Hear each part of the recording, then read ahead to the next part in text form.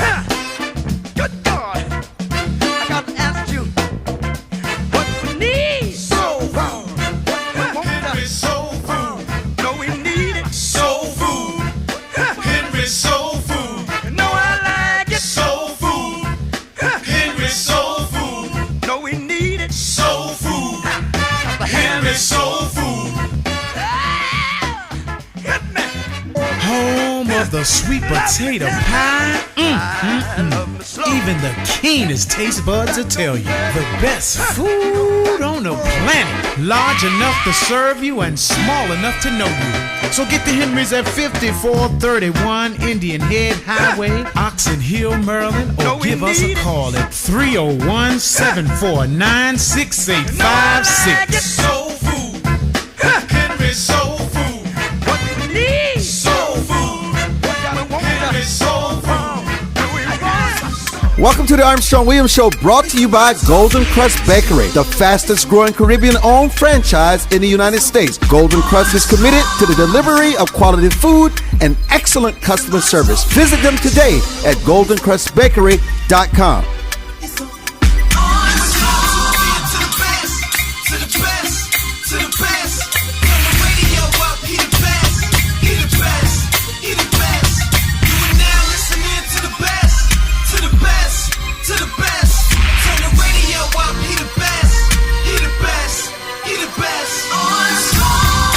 Hello, everybody, and welcome to this edition of the Armstrong Williams Show. Thank you so much for joining us.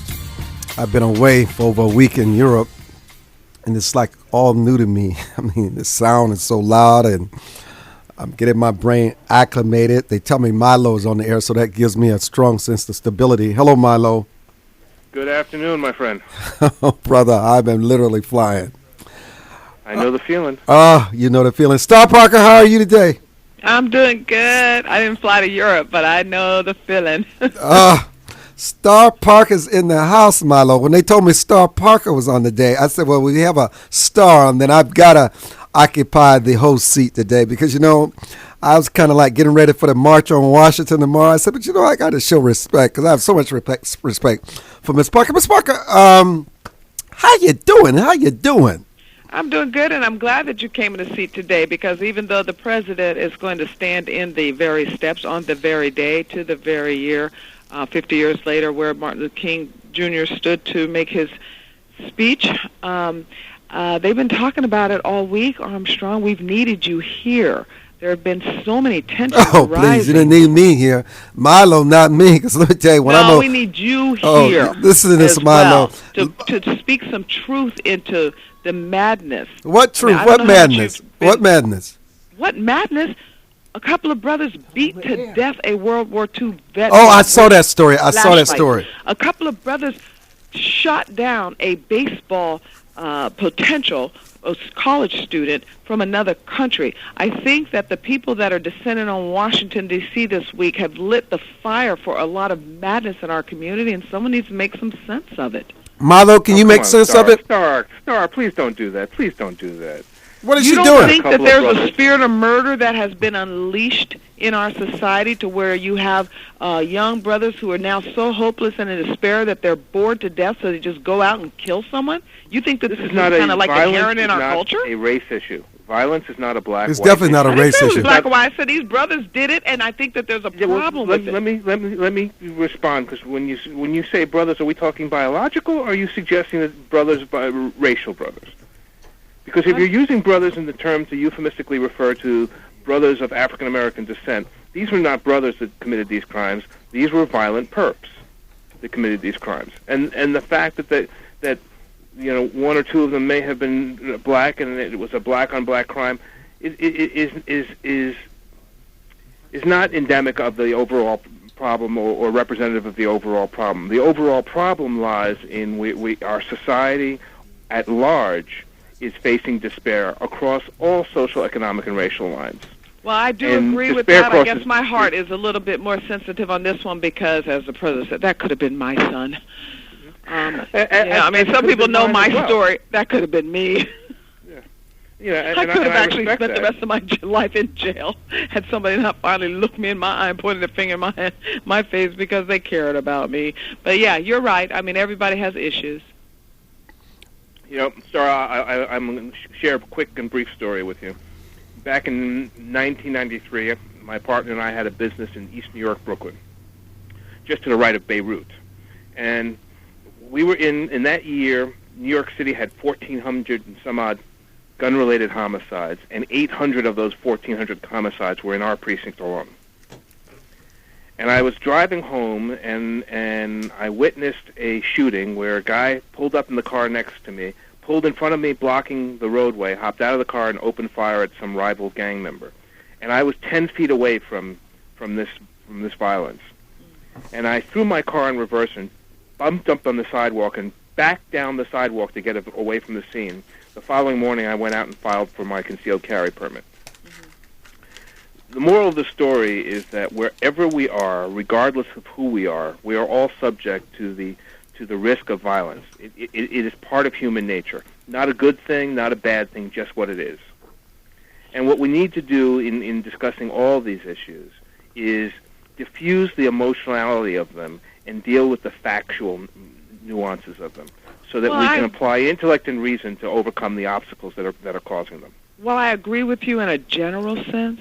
When you look at the specifics of specific communities, I would hope that you could appreciate that some people would have a tendency to care more about someone that perhaps does look like them, does come from the same type of environment that they come from, and would want to help them get on a right path. Now, I'm very, very concerned that these men, in both of these cases, were black men, because I think that there is just something that has broken down in our culture, not just family, but our schools, that are increasing the opportunities for men to sit around bored, and then they go out and wreak this type of mayhem. I agree with you that violence is not new, but I would hope that we would all agree that it should be reduced. Star Parker, I do. Star Parker was formerly on welfare and became a conservative activist after converting to Christianity. She has spoken. More than that, though. I was very engaged in criminal activity. May I finish giving you your props? Okay, baby. Thank you very much. I'm glad you're back. Let me give you your props. I'm not interested in your past. I'm interested in where you are now, please. She has spoken at the 1996 Republican National Convention, debated the likes of Michael Moore and Jesse Jackson. She's the star author of Pimps, Whores, and Welfare Brats, Uncle Sam's Plantation, and White Ghetto, and is a regular contributor to CNN, Fox News, CBN, and CNBC. Her nationally syndicated column, which I read every week, appears in over 300 newspapers, including the Boston Herald, the Dallas Morning News, and the Washington Times, where I read it.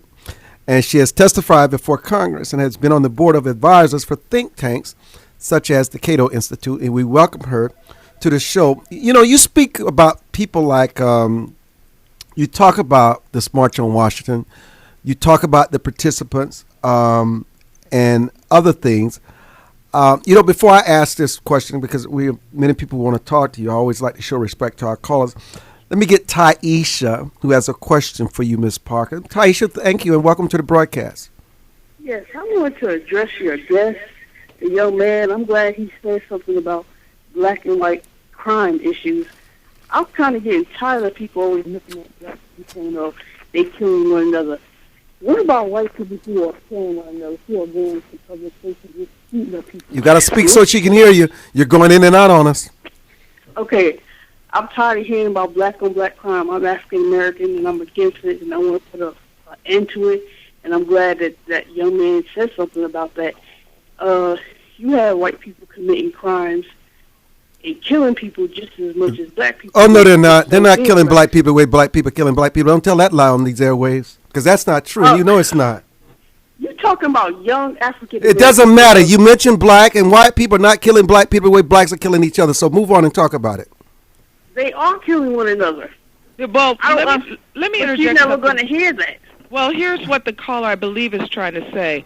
Most crimes, and in fact, if you look at the data, 80% of all crimes are against someone that the perpetrator knows. So while you're right, there's an overemphasis on the news that black-on-black crime happens all the time, you're absolutely right that white-on-white crime happens all the time, too, because 80% of all crime is against someone that the person knew. That said, the reason it becomes news is when it is against a stranger, and we should be concerned when it is against a stranger. Not only that it's against a stranger, but when you have black men who are bored that go out and just arbitrarily kill, whether they killed white or black, there should be some concern from the black community to say this has got to stop without saying, well, if I compare myself to the white people, they do the same thing. We must at some point recognize that there is something wrong in our society, in our community specifically, when you have the aggressiveness that's coming now from these young men. They don't have the leadership that is due them, and I am concerned that the people that are in Washington this week are not addressing that. I totally understand. I get it. Yeah, it would be nice to say, well, I'd rather talk to white people than black people because they're killing people too. But I think that if they're going to go there in the name of Martin Luther King Jr. and stand there and talk about race matters, then they should address the race matters in their own community as well.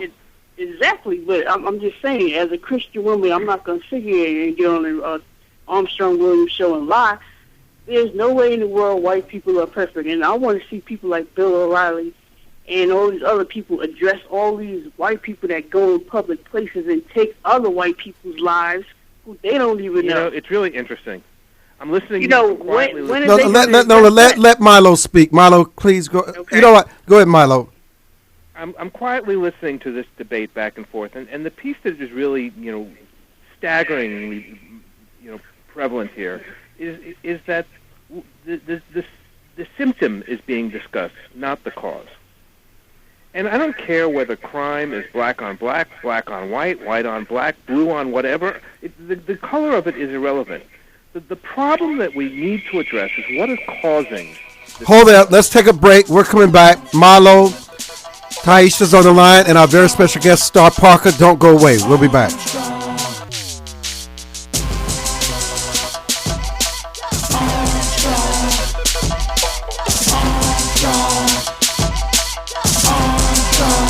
Say bye-bye burgers, pass on the pizza, forget the francs. Anytime is party time. Discover Golden Cross's authentic Jamaican-style patties. Beef, chicken, vegetables, soya, spinach, and shrimp.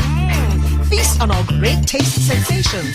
Jerk chicken, oxtail, sliced fish, and much more. Savor the taste of the Caribbean. Only at a Golden Cross near you.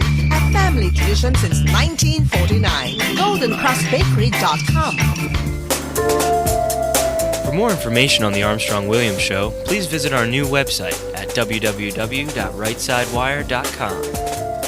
There you can find his syndicated column archive, view live streams, and get your favorite conservative pundits' views on the current issues affecting the American people. From building wealth to foreign policy, stay connected with Armstrong Williams and his colleagues at the all-new www.rightsidewire.com.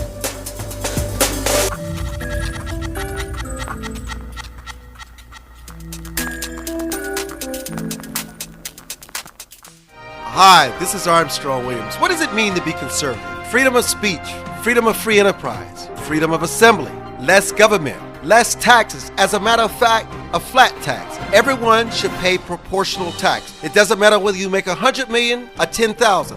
Everyone should pay their 10%. Everyone should have something at stake in this American economy. I'm Armstrong Williams expressing what we mean by conservative traditional value. Does your school, team, church, or charity need a new fundraiser? Do you need to work out of your home or part-time? Are you a small business that can use an additional revenue stream? Then you need Yellow Llama. Do you need affordable web services or tools to enhance your existing business? Are you a graphic artist who wants to create a revenue stream with your art but not get ripped off? Then go to www.yellowllama.com. America must change course if we hope to survive and save the American dream for our children and grandchildren. How do we fix Social Security and Medicare? How do we cut government spending? How do we reform health care? How do we simplify the tax code? The Heritage Foundation has a bold plan that tackles these tough problems using common sense solutions that leave partisan politics on the sidelines. Find out how we can save the American dream at savingthedream.org. Paid for by the Heritage Foundation. Hi, this is Armstrong Williams with an opportunity to own a piece of paradise in Nassau, Bahamas. Spectacular land prices. 8,000 square feet, 20,000 square feet lot. Affordable prices. Hilltop properties with views of the magnificent sea. Just call 242-677-3120 or 3121 or go to info@rightsidewire.com and leave your information. Where heads of state, sports, entertainment, and political celebrities meet. You're listening to Armstrong Williams. And welcome back with Milo Pinkney and our guest star Parker. Milo, you were saying. Milo. So, Star, it's really not about race. It is a behavior issue. And, when we get so lost in race, we lose sight of the deeper meaning of the issue that's going on. And it makes some people feel they're no part of it, and others feel that it's only them. And so far, and then what happens is you lose people, and everybody should be concerned about this behavior. Everybody should be involved. That is true, but everybody isn't. So those that are, Milo asked an interesting question: what is the cause of despair? And you're absolutely right. Despair crosses racial lines. And if you look at what King Solomon said, he said that when there's no vision, crime runs rampant. Well, vision comes from leadership, and leadership more often than not should come from the home first and foremost. So we must connect then broken home life with what we're seeing today. Is there a racial component? Yes, because disproportionately the black community has a broken home life scenario, and record numbers of these fatherless children are out of control. Someone does have to be focused. Now, we can ask Bill O'Reilly to be focused, or we can focus. But I want to get to the solutions, but he's absolutely right. It crosses racial barriers, racial lines when you look at what has happened to our family life in this country. Miss Parker. Is Milo back? Yeah, I never went away. Oh, look, come on. I called you 3 or 4 times. You didn't answer when we first came back. Answer, I don't know. I lost the signal. But the question I have for you, Star, is we continue talking about the symptoms. The focus needs to be on the cause. The issue isn't the fatherless home or the single-parent household. Look, the issue is what's causing the fatherless home and the single-parent household. And we spend in the media way too much time talking about the symptom and not the cause. Well, maybe they do in the media. I run a think tank that looks at nothing but the cause. And we look directly at the welfare state. When you think about the fact that in the 60s, 70% of children were raised in marital households in the black community, and today, after this great society and focus on a war on poverty, 70% of black children are raised in single-headed households. Yeah, some of us are looking at that as a cause for some of the challenges that we have today. I'm not familiar with and can't argue for what other people say in the media and or especially be a defender of someone like Bill O'Reilly. If that's why I'm here on this show today, then perhaps you guys have the wrong guest. I run a think tank. We sit there and do nothing but work on not just the causes, but try to find market-based solutions to fight poverty. Listen. That's what I do on a daily basis. That's my business. Understood. And the easiest way to fight poverty in the inner city is to create jobs. And the best way to create jobs is to create incentives for those people who create jobs. That is the small business people. And when we have an administration that has systematically put more obstacles in front of small business people who are responsible for the greatest amount of employment in this country, it's no wonder we're having these violent issues in our communities. I think unemployment is a challenge. You're absolutely right. I think that there should be more job creation in most of our urban centers. You're absolutely right. When you look at some of the aggressive regulation that keeps business out, we should be talking about those matters as well. So, but if you have limited amount of time, you can only work on certain things at a certain period of time, then there are some that think that education is also an obstacle for people to get those jobs, and so we work on issues like school choice. Very good. I couldn't agree more. Equation. There's no challenge to that. The issue that continues to present itself is that everything comes back to the same root cause. We have to change the economic balance in America, because only through doing so will we correct any of these deficiencies. Taisha, you wanted to add something. You're still on the line. Yeah.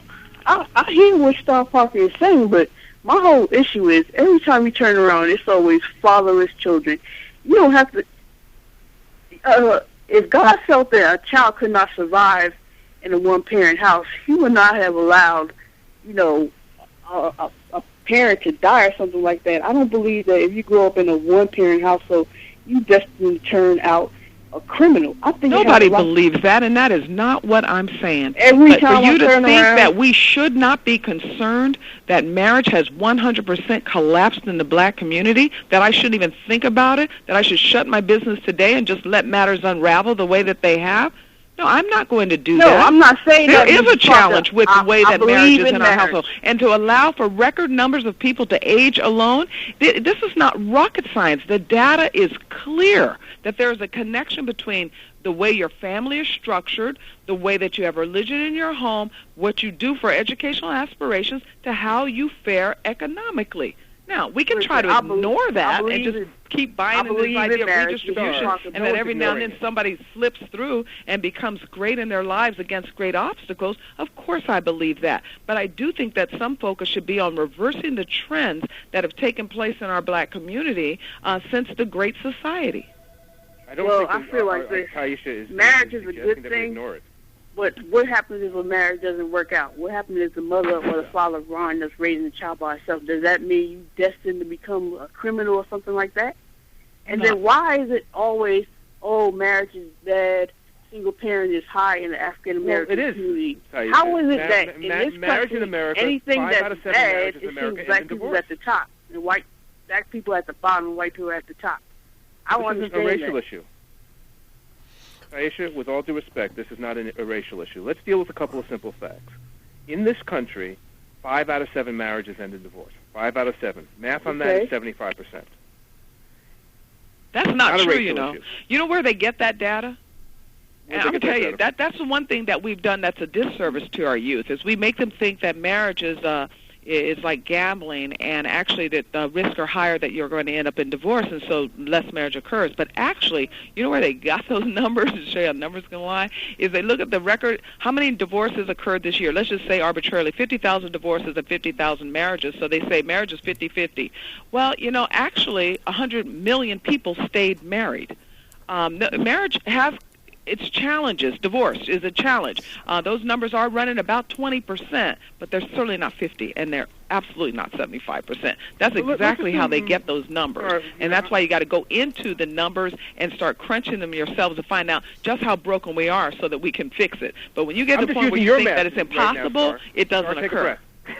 I'm just using your math, and what you just said is, if we had 100 million people get married, and 50 million people got divorced, the stats would show a 50-50 success rate. So that's how they reach those. When you hear people say, the thinkers say that marriage, you have a 50-50 chance of staying married, where they get that data is they look at how many weddings occurred that year and how many divorces occurred that year. But they do not equate into that how many people stayed married, have been married for 10 years, 20 years, 50 years. They don't even count that in. That's why it's a distortion. Are you speaking from experience, Ms. Parker? Excuse me? Are you speaking from experience? I mean, you was raised with two families. I collect data. I run a think tank. I am not talking from a personal level.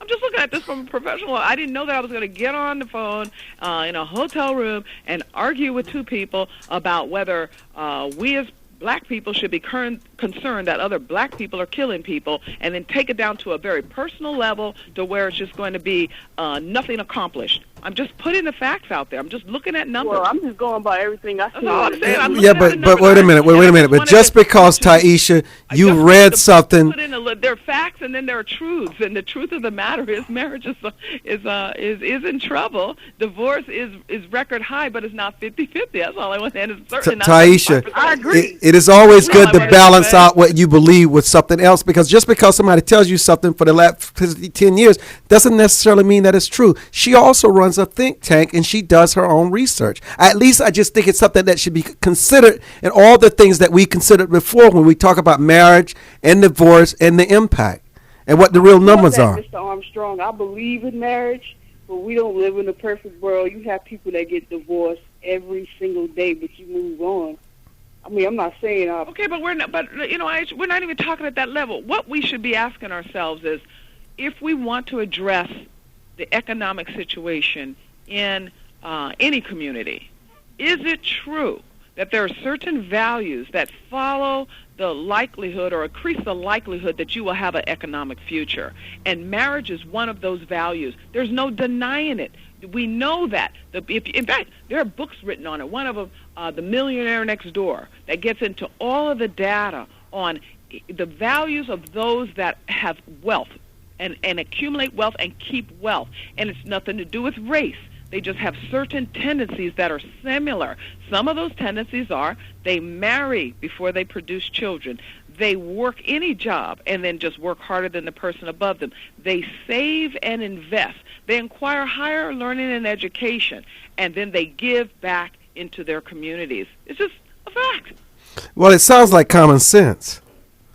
It could be, but let's face it, it's not as common, obviously, because a lot of people are not doing it anymore. Some people are buying the idea that their economic well-being is tied to somebody else, and so they go hire a politician to try to take from somebody else to give it to them in order for them to get ahead in life. And yet there are principles that can get them ahead independent of somebody else, and those principles are to self-govern. Make sure that they understand that they have an obligation to their neighbor to be self-sufficient and responsible with their choices. And if we started promoting that virtue, that value, and more people were responsible with the choices that they made, out-of-wedlock birth rates would come down, abortion rates would come down, you would start seeing more educational aspiration. We know for a fact if you at least get a high school diploma, you're going to fare better economically than somebody that doesn't have one. We know for a fact that then if you go to college, you're going to fare better economically than somebody that only finished high school. Absolutely. So why wouldn't we want to encourage as many as we can to get to that point so that they can have economic stability? Let me do this. Taisha, thank you for joining us. Star, can we keep you another segment? Yes. Okay, good. Milo, you're with us, right? Because I'm going to tell Debbie Bartlett to get rid of her cab because I wanted to have her on this show and she just arrived. Oh, and then I'm going to have a heart attack over there when I said that. Just let that cab go. Wait a minute. Debbie Bartlett's in the studio and she can't leave. She's been held hostage. I'm Armstrong Williams. We'll be back. She's not going anywhere. Our office is only 5 minutes. Hi, Mike Reagan here. The president has just delayed his Obamacare employee mandate for 1 year. But nothing has changed. The Congressional Budget Office still predicts 7 million Americans will lose their current insurance, and thousands of rules are being implemented today. Obamacare is over 20,000 pages, almost 3 times longer than the whole IRS tax code. Worse, the IRS is now in charge of enforcing the law. You need to protect yourself, your family, and your business with the easy-to-read guide. It's called the Obamacare Survival Guide. Already a #1 New York Times bestseller, Newsmax calls it the best guide to the new law. Get the Obamacare Survival Guide today at bookstores everywhere, or get our special $4.95 offer and save $15 off the cover price by going now to Obamacare911.com. Obamacare911.com. That's Obamacare911.com. Life is full of unexpected changes. Everyone has potential to do wrong. And when they choose to do it, contact the Bucksell Group for your private investigation needs. TheBucksellGroup.com or by phone at 202-243-9746. Whether there's an instance of a cheating spouse, child custody, process service, or security, don't continue suspecting. Get closure so that you can move on with your life. Visit TheBucksellGroup.com now or call 202-243-9746. If you think it's happening, it probably is. Join the millions of Americans who pursue one of our country's finest traditions, from hunting to sport shooting. Since 1871, the NRA has grown as a service organization involved in all aspects of shooting sports and is a proud defender of the Bill of Rights. Join today to begin taking advantage of exclusive membership offers and discounts. including up to $25,000 in insurance coverage. Contact the NRA today. Call 1-800-672-3888 or visit nra.org. Most Americans simply have never been taught the basics of money management, let alone how to secure their financial future. But there is hope. Financial Education and Literacy Advisors, also known as FELA, does what others don't. FELA teaches financial education. If you'd like more information about providing a financial wellness program for your employees, or a credit-bearing college course in personal finance, or other valuable programs, please visit myfela.com. That's myfela.com, or send an email to info@myfela.com. Elder Chicks is an exciting part of the fastest growing segment of the population. Women in their 70s, 80s, and older who are mastering the art of a senior life. We're no longer unseen and unheard. We're providing role models for each other and the baby boomers who are fast approaching retirement. Join our virtual community. Hit www.elderchicks.com on your computer keyboard.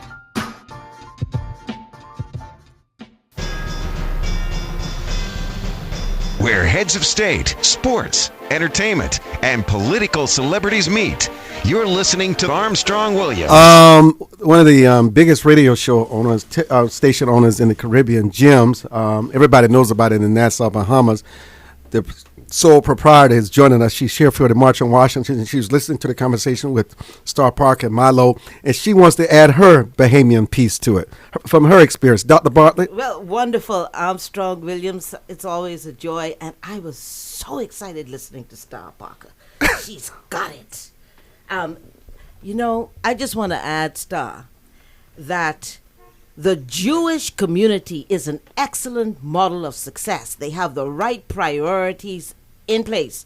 Famulous means to serve. They demonstrate the power of principles. Principles do not discriminate. They place their emphasis on education. They place their emphasis on marriage, then children.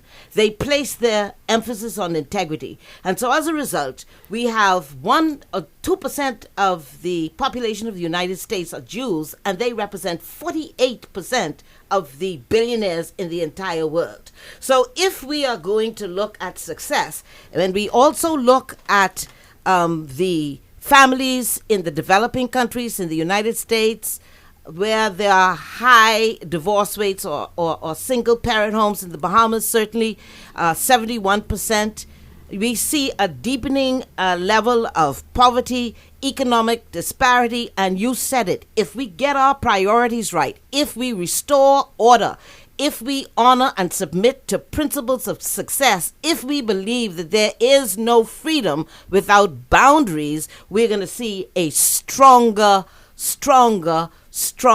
community unit, wherever that is. How do you respond to Dr. Bartlett, Star? I think that she is right on, and I wish I was as articulate. That is absolutely true.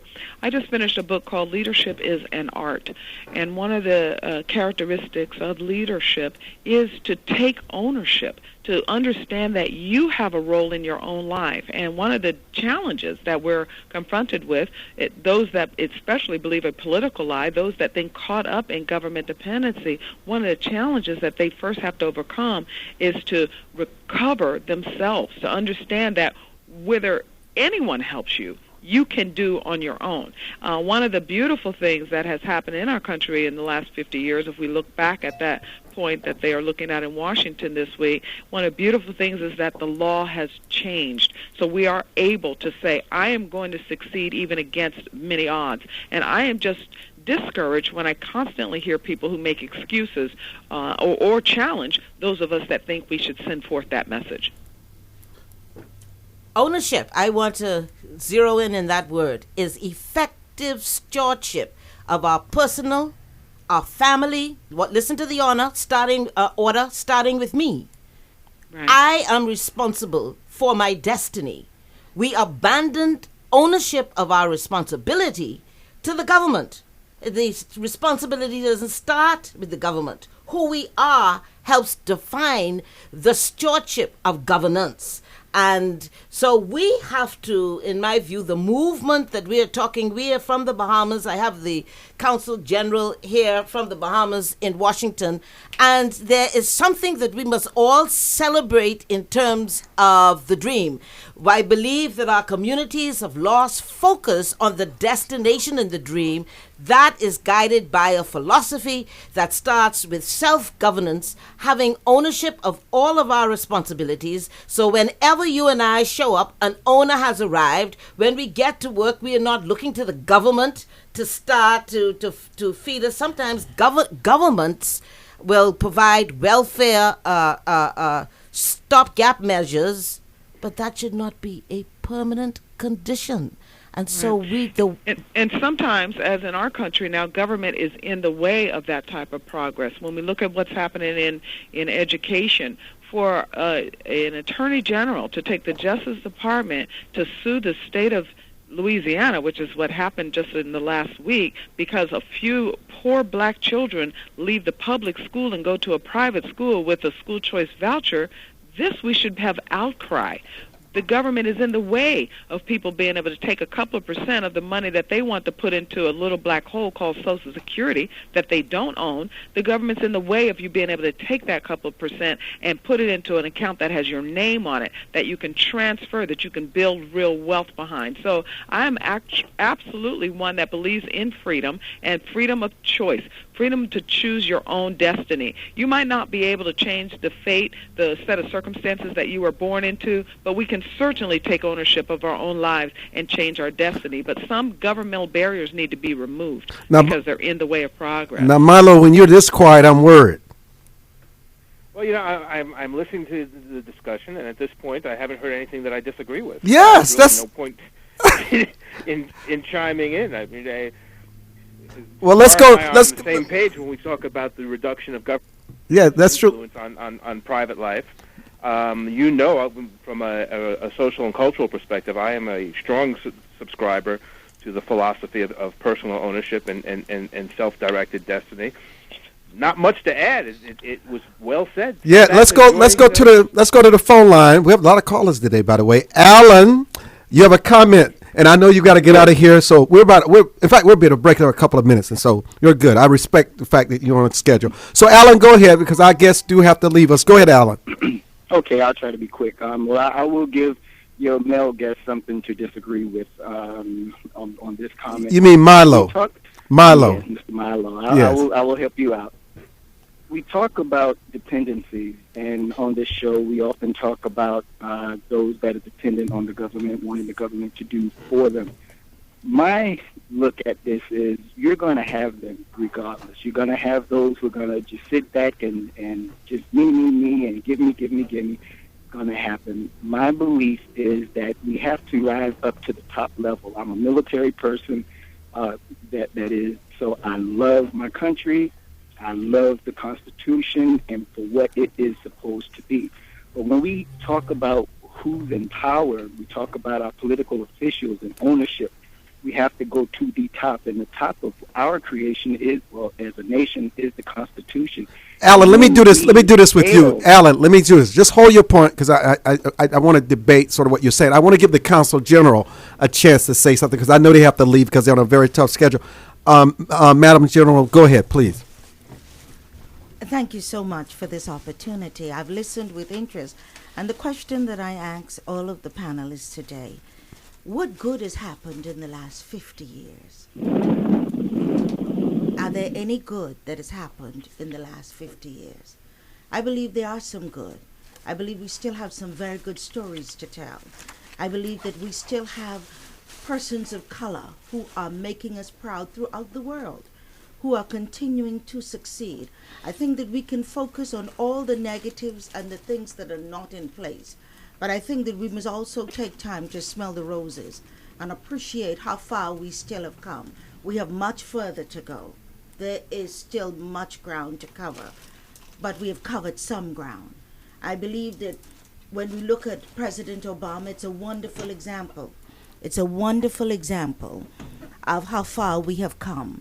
But it's also an example to look at how far we must still go.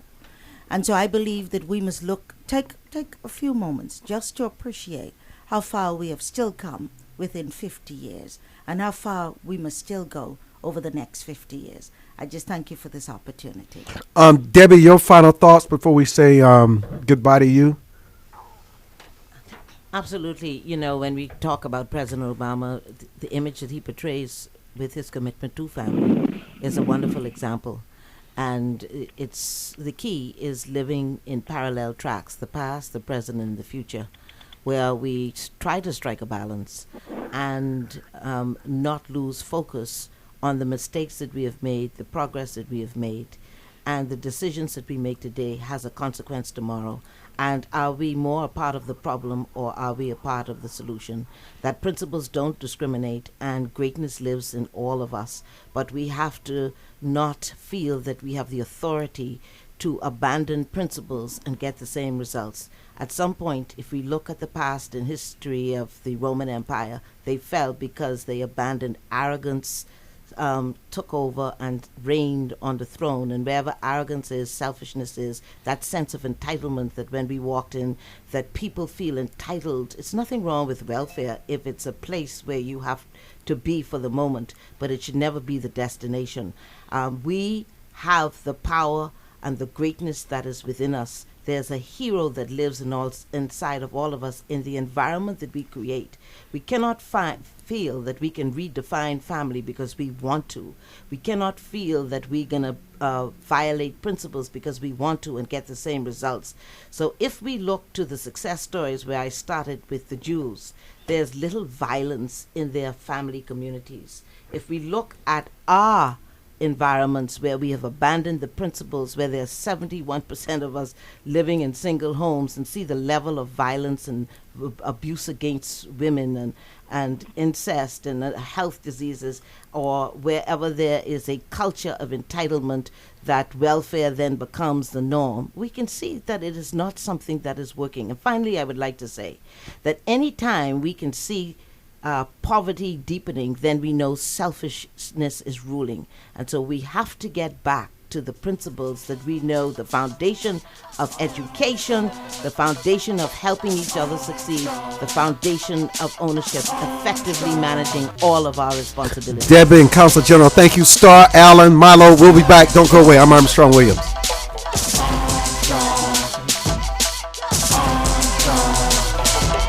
Say bye-bye burgers, pass on the pizza, forget the francs. Anytime is party time. Discover Golden Cross's authentic Jamaican-style patties. Beef, chicken, vegetables, soya, spinach, and shrimp. Feast on our great taste sensations. Jerk chicken, oxtail, sliced fish, and much more. Savor the taste of the Caribbean. Only at a Golden Cross near you. A family tradition since 1949. GoldenCrossBakery.com.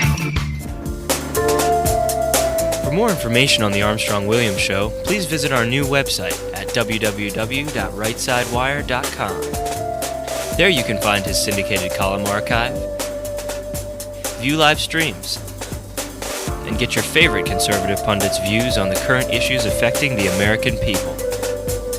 From building wealth to foreign policy, stay connected with Armstrong Williams and his colleagues at the all-new www.rightsidewire.com.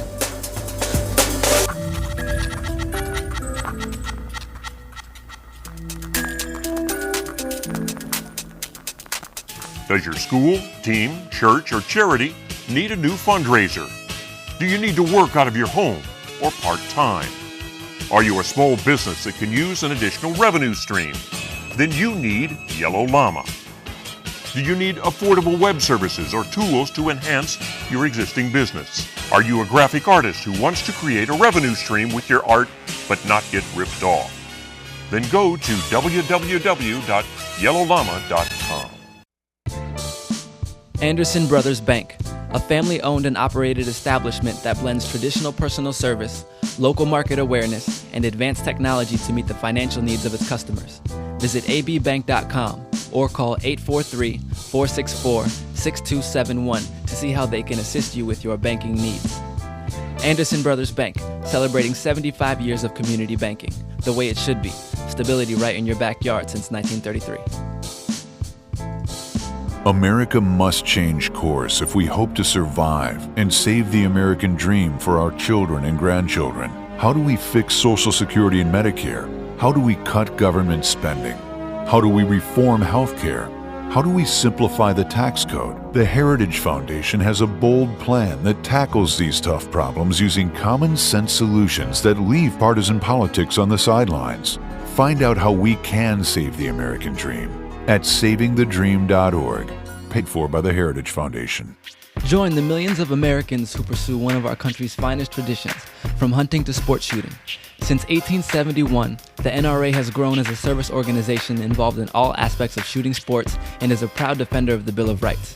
Join today to begin taking advantage of exclusive membership offers and discounts, including up to $25,000 in insurance coverage. Contact the NRA today. Call 1-800-672-3888 or visit nra.org. Where heads of state, sports, entertainment, and political celebrities meet. You're listening to Armstrong Williams. Welcome back, Star. Welcome back, Milo. Welcome back, Star. We appreciate your giving us your time because we know how much you're in demand. I love what you have to say. I think our audience really should listen to you. I think you're a very important voice in our country. I want to go back to Alan because I told him we would get back to him. Alan, please continue your point. Okay, guys. I'll try to be quick again. And I enjoyed your guest also. In my life, when we try to solve a problem, myself, go to the source.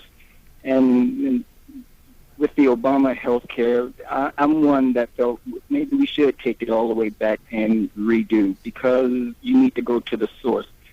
So when we have these political issues, these social issues with welfare and all these suppressive programs, I think we need to go back to the source, and that source is the Constitution. The political people in power, they have the ability to do things that the Constitution never intended for. So I think we need to go back to that document and get that straight and not amend, because when you amend, when you keep patching, it's just pushing it down the road for another break.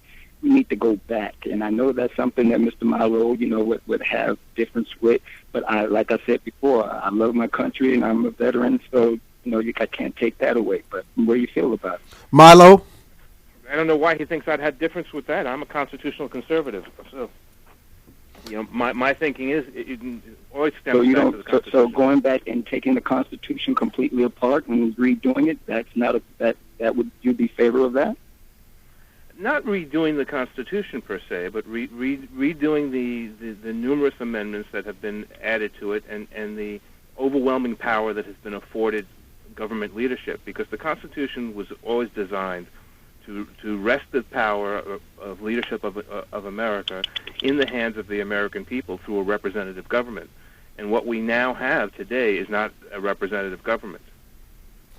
So I am in no way, in shape or form, in favor of dismantling the foundational values of the Constitution, but restoring those values that built this country in the first place. Star? Let's go, Star. Star, did you want to add? Well, I mean, we do have representative government. President Garfield said it best. If you have recklessness and corruption in government, it's because the people tolerate it. They gave us elections, and elections are free will. What we perhaps should do is reconsider the gerrymandering that has gone on to polarize certain districts, to put political parties in power. Getting back to the question about whether we have too many that are looking out for their own self and perhaps are getting involved in reckless behaviors that land them on the welfare state, we should consider reforming many of these programs that not just are lures for people to have ill will, but then keep them trapped in that. And one of the things that we work on through my policy center is trying to dismantle that is not working and promote ideas that do. We should be concerned that many of the ideas that are working in our country are being opposed by the very people who say that they're leading the poor, that they're leading black people. Ideas like school choice, ideas like personalizing Social Security. All of us should be very concerned that we've had almost 16 million dead since Roe v. Wade, and yet our political power is in a party that thinks there's nothing wrong with killing your offspring all the way through the 9th month. This is not in our heritage, and I think that we should be able to focus on it without people feeling that we are playing race too much into the discussion. Well, I mean, I hear and I understand, intensely understand. It's just a very big issue. Personally, I just think it needs to be unraveled and start with every component of our society to put into the document that defines us going forward. But yeah, but how are you going to do that when the Constitution itself says that in order to amend the Constitution, they've made it very difficult. You've got to have buy-in, not just from the political establishment, but from the governors. Our Constitution can be amended, but it's a very difficult process, and many prefer that it stays that way, because if it is, as some liberal progressives would say, a living and breathing document, then most of us would be at risk, because at any time, anyone that has power would be able to change the conditions for somebody that is powerless and make their lives very difficult. I think that we should all appreciate that in those documents we have redress, we have opportunity to excel, and what the big question and challenge before us as a black people moving into the next 50 years is to get more of our own to buy into those ideas of freedom and prosperity. The way that it's structured, it would stay the same. It's not going to change, and realists would know that. We know that will not change the way that conditions are now. It's not going to change. No, you don't know that. There are people that right now, including the president of the country, wants to change the Second Amendment. They absolutely believe that we should, that is a dated amendment, that we should not have the right to bear arms and in protection of ourselves against tyranny. They just don't believe it. Until the next power is in place, and it's not, and I'm not saying anything is so drastically wrong with it, but we must come to understand that it's going to be this way. There's been parts of my life that has been great under both administrations, parts that's been a struggle under both administrations. It's just going to be this way. We're going to have the poor, we're going to have the wealth, we're going to have the leech, we're going to have the greed. It's just well, then you need to ask yourself: do you really think that the Constitution should be that variable? I mean, my goodness, if we don't have something fixed that we can all appeal to, if we don't have a three-part government to where we can all feel secure in our persons, that would be subjected then to the political world. I believe that they have too much power as it is. I believe that they've inserted themselves in places that they're not supposed to. The 10th Amendment is clear that they're to leave anything that's not written there to the states, and we don't see that today. So to give them more power to go in and construct the Constitution according to their whims, we should all. I'm not sure that that's something that Alan, should be promoted. Alan, and thank you for calling. We're going to move on and take some more callers. Thank you for calling, Alan. Milo, I heard you in the background. I really want to hear you now. Well, you know, Armstrong, my feelings on the Second Amendment are clear. With Starr, I think we're in concert that our federal government is more invasive than it was ever intended to be.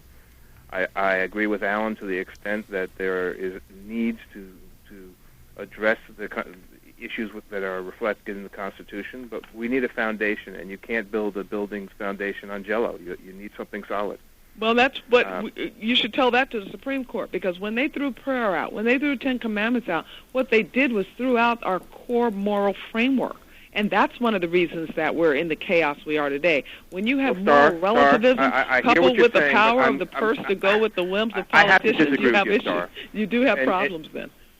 Starr, the founders of our country made it very clear that our country was not a Christian nation, that our country was a nation whose religious beliefs were a right of freedom, but that our leadership had the responsibility to ensure that our religious views, values, and beliefs not interfere with the governance of the land. The founding you say very clear. I don't know what you then do with what George Washington said in his farewell address. It won't work without a moral people, and you can't be a moral people if you're not a religious people. I mean, it was really clear. They said this whole experiment will not work without that foundation. Now, I don't know. Now, in the documents, yes, they did make it very clear in the First Amendment that the government is not going to establish a religion.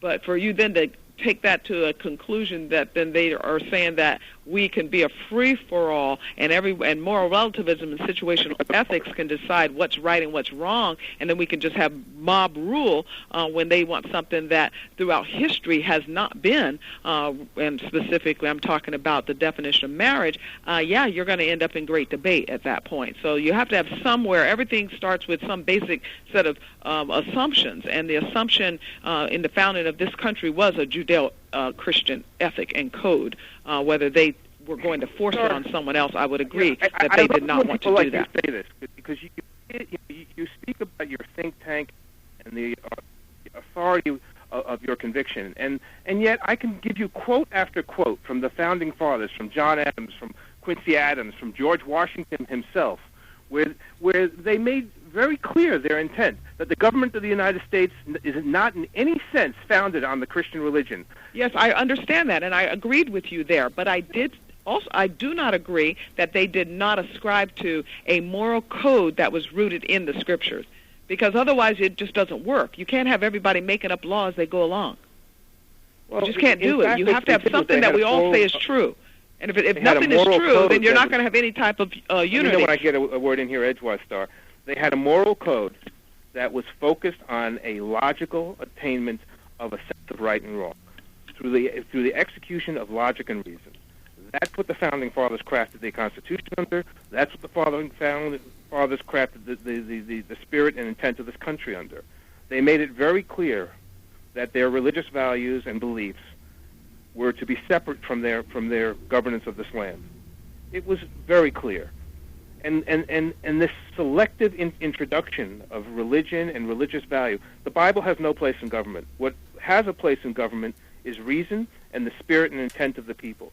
And good and sound people will make good and sound decisions. I don't need somebody waving a Bible in front of me to achieve that goal. Star, you have the final word. Star? Well, sometimes people disagree. That's the problem with moral relativism and situational ethics. You're right and I'm right at the same time.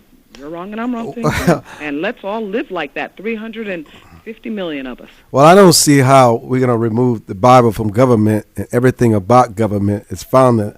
I didn't say that the Bible needed to be. I'm talking to my friend Milo. I said it's some moral code. I'm talking about frankly, if you look at the nations, you know what? I'm not even going to argue the point because we don't agree. So it's we can move on to the next topic. I don't think you're hearing me. I heard you. No, I don't think you did. I just don't agree. No, it's okay. I don't think you heard me. Because the way that you No. I said the Bible. I said for me, we're both right. I said the Bible does have a place in government. I don't agree with my friend Milo. Oh, you don't agree with your friend Milo that you think it does have a place? Yes. Well, I might not necessarily agree with you. Thank you, Star. Thank you, Milo. Thank you, everybody, for participating. Good day. For more information on the Armstrong Williams Show, please visit our